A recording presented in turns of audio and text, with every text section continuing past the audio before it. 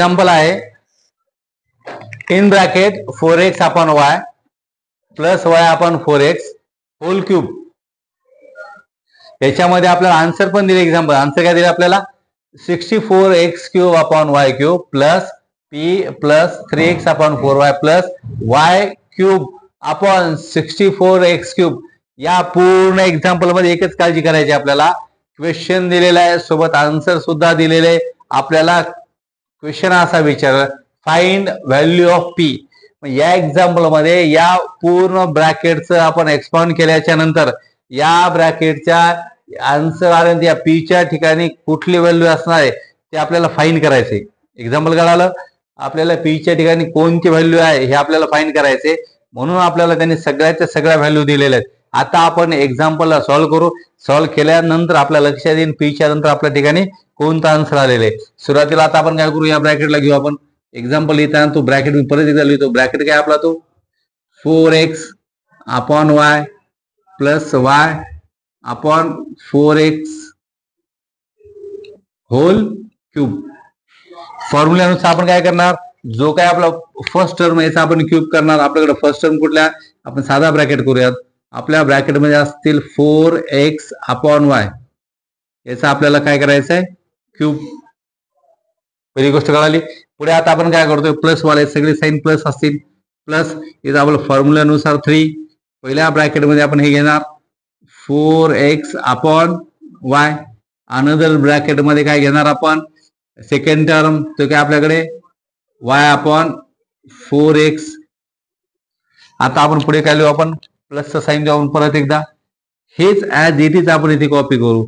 इथे सुद्धा 3 in bracket 4x upon y.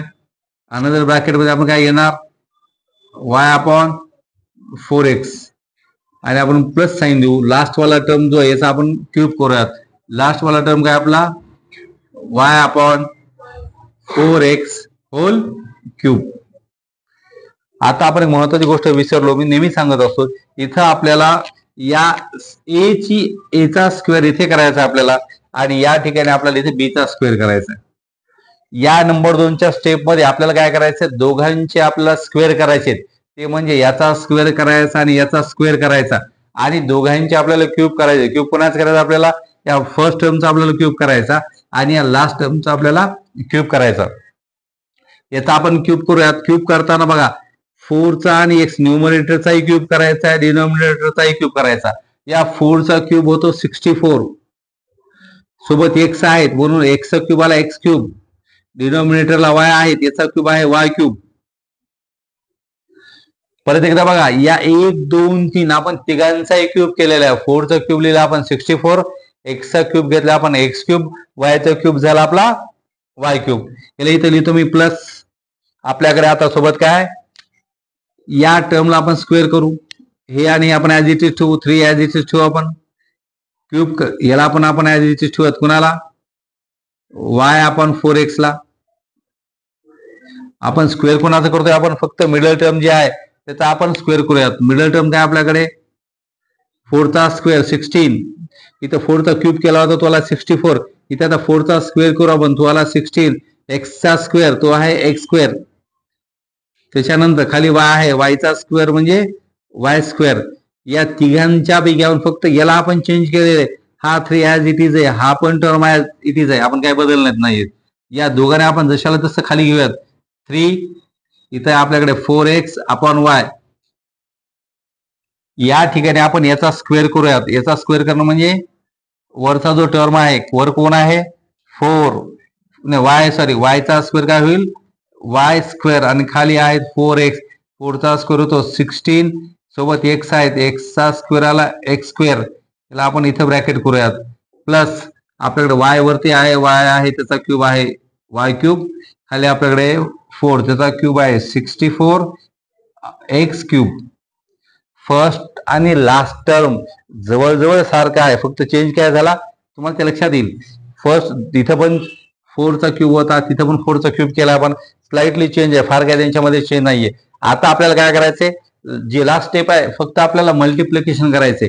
1 2 3 या तिघांचं मल्टिप्लिकेशन आहे.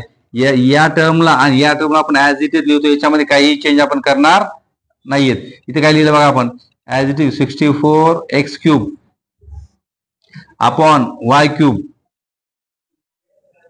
इथे काय घेऊ आपण, हा शेवटचा लास्ट वाला टर्म y³ अपॉन 64x³. दोन्ही टर्म आपण काहीही चेंज केलं नाही फर्स्ट आणि लास्ट मध्ये.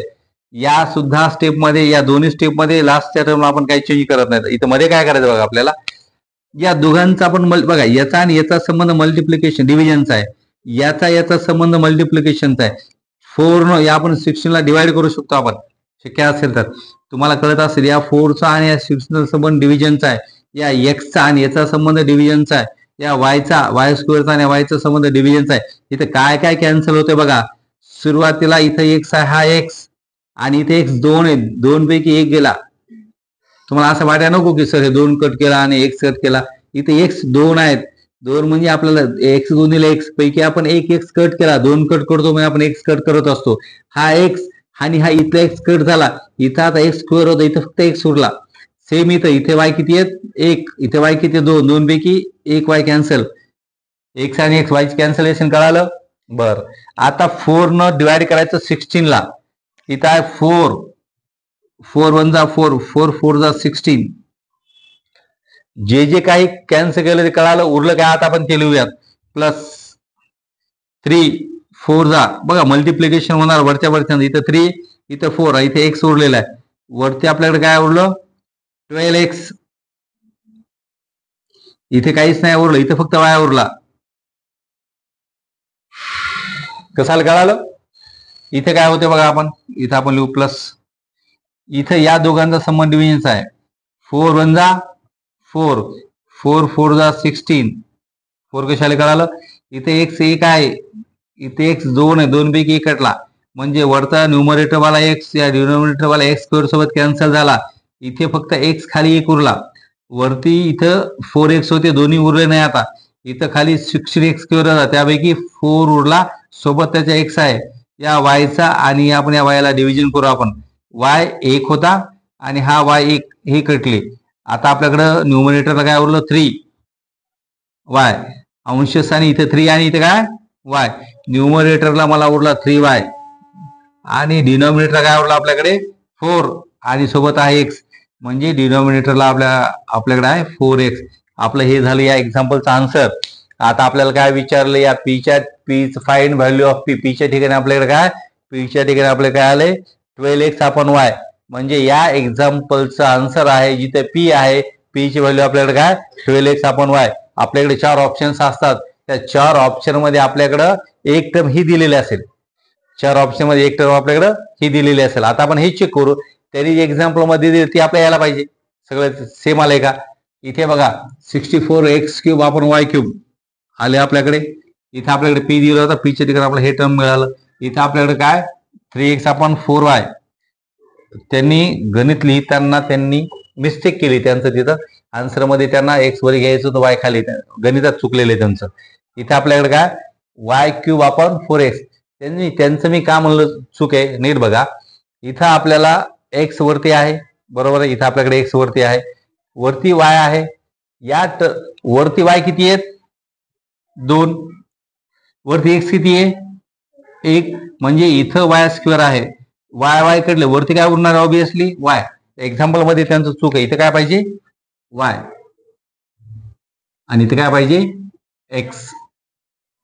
या पद्धतीनं आपलं एक्झाम्पल आलं, एक्झॅक्टली सेम आहे. क्वेश्चन मध्ये त्यांच्याकडून चूक झाली होती. बाकी मग आपल्याला कोणी विचार पीची व्हॅल्यू काय, तर आपल्याकडे पीची व्हॅल्यू काय आली 12x अपॉन y. याला असंही लिहू शकतात, या आन्सरला ऑप्शन मध्ये दिल्यानंतर असंही असू शकते 12x अपॉन y. दोघांचा अर्थ सेम आहे, हे आणि हे काही सेम नाही. असं लिहिलं तरी 12चा आणि x चा रिलेशन मल्टिप्लिकेशनचाच आहे, आणि असं लिहिलं तरी 12चा आणि x, असं जरी लिहिलं तरी 12चा आणि x चा रिलेशन मल्टिप्लिकेशनचाच आहे. कळालं. असं जरी लिहिलं तरी 12 आणि x चा संबंध काय, रिलेशन काय मल्टिप्लिकेशनचा. असं ऑप्शन मध्ये हेही असू शकते किंवा हेही असू शकते, दोन्हीपैकी कुठलेही असेल. तुमचे काही क्वेश्चन असेल तर मला विचारू शकता, काही पण विचारू शकता. हा, कुणाचा छोटा मोठा क्वेश्चन असेल तर लगेच विचारू शकता, हे कसं आलं, ते कसं आलं, ते कसं